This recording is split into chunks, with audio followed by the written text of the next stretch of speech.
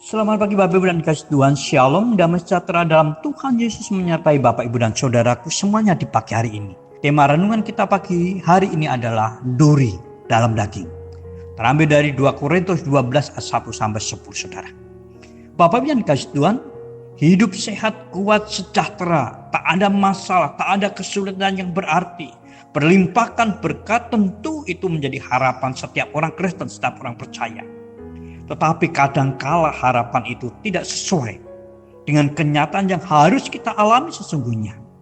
Pada perikop ini saudaraku yang dikatakan kita mau belajar dari seorang Rasul Kristus yang hidup rohaninya serta pelayanannya sungguh sangat luar biasa. Tetapi diizinkan Tuhan mengalami penderitaan, yaitu ada duri dalam dagingnya. Mengapa Allah mengizinkan orang percaya, bahkan seorang rasulnya, ada duri dalam dagingnya saudara? Yang pertama, supaya tidak tinggi hati, supaya tidak sombong. Ayat 1 sampai 6. Bapak yang dikasih Tuhan, dalam upaya mengabarkan Injil Kristus, Rasul Paulus tidak henti-hentinya mendapatkan gangguan. Demikian pula halnya ketika di Korintus, Rasul Paulus ditentang oleh guru-guru palsu, rasul-rasul palsu yang bermegah atas dirinya sendiri dengan cerita-cerita isapan jempol, dengan dongeng-dongeng palsunya. Di sini Rasul Paulus sebenarnya layak untuk bermegah lebih daripada guru-guru palsu, rasul-rasul palsu itu, karena ia telah diangkat Tuhan ke surga tingkat 3 yaitu Firdaus. Tetapi Paulus tidak menyatakan semua itu tentang dirinya sendiri. Tetapi justru Paulus menceritakan bahwa yang diangkatnya, yang diceritakan itu adalah orang lain. Tetapi justru Paulus menceritakan perihal kelemahan-kelemahan yang terjadi atasnya.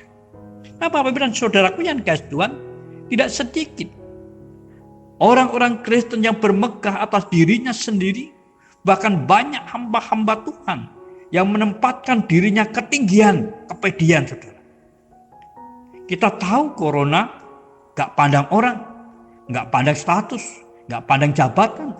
Tetapi banyak juga yang karena merasa imannya kuat, imannya tinggi, imannya luar biasa, rohaninya dewasa, nekat adakan pertemuan, nekat adakan ibadah-ibadah yang tidak melakukan dipandangnya kurang imannya, tidak rohani. Nah saudaraku yang dan berapa banyak orang-orang Kristen tumbang karena corona. Berapa banyak para hamba Tuhan tumbang karena corona. Belajar dari Rasul Paulus saudara.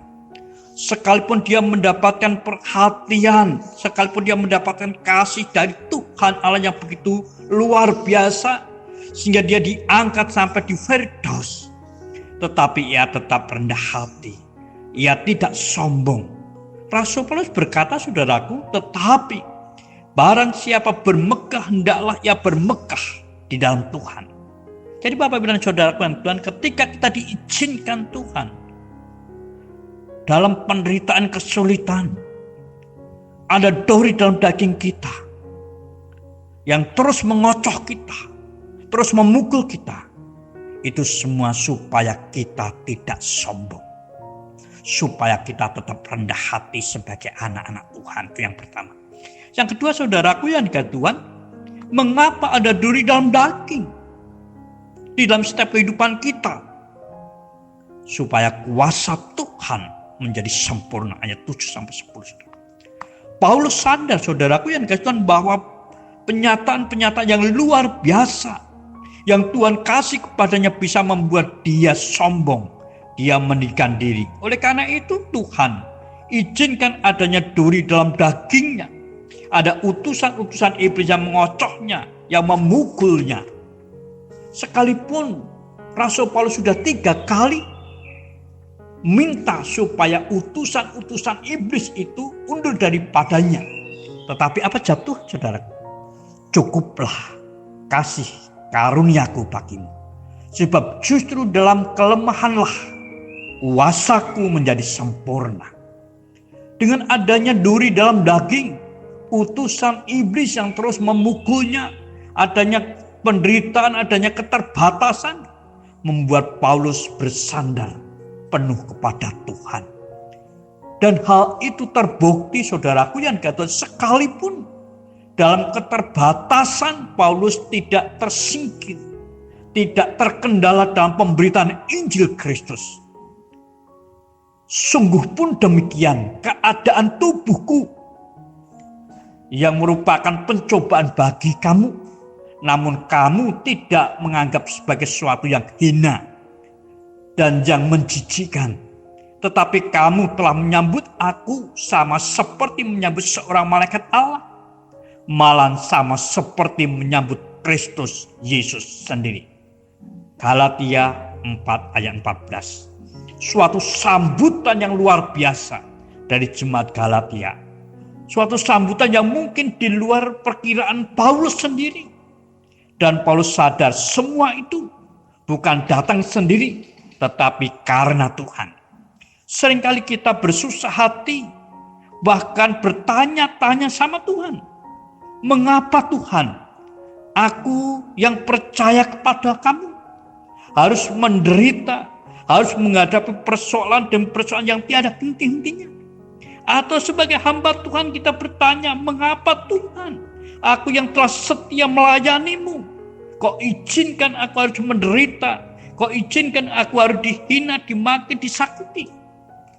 Saudaraku yang kekasih Tuhan, semua Tuhan izinkan supaya kita semakin mengerti cintanya Tuhan, supaya kita semakin mengerti betapa kasihnya Tuhan kepada kita, supaya kita semakin mengerti betapa pedulinya Tuhan sama kita, supaya kita semakin mengerti betapa kuasanya Tuhan bekerja atas kita.